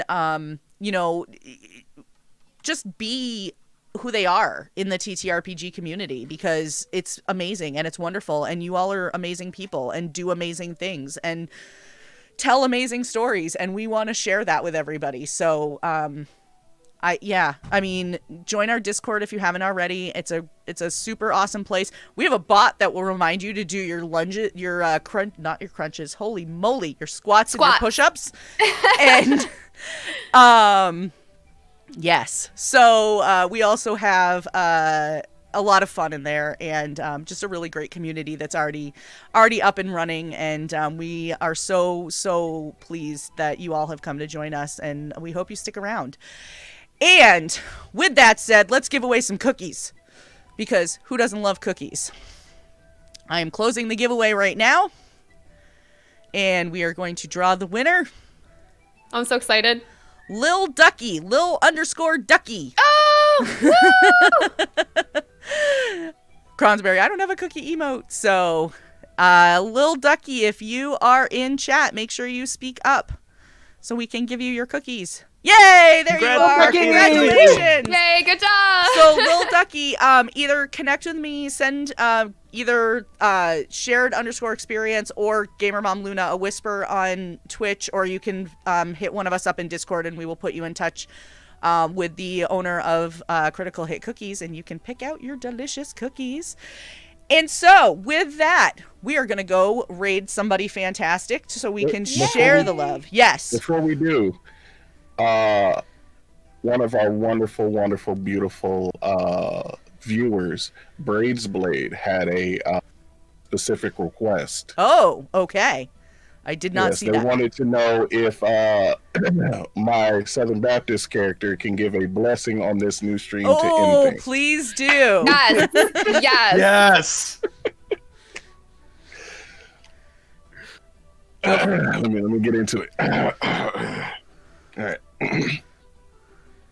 Well, as all of our party members are gathered here today at the conclusion of this wonderful event here, we look towards the great and mighty, powerful Muhammad as he blesses us with his dragon and beauty and his justice for all the little people, all the big ones, the animals, the creatures, anything that you can think of in this wonderful plane of existence.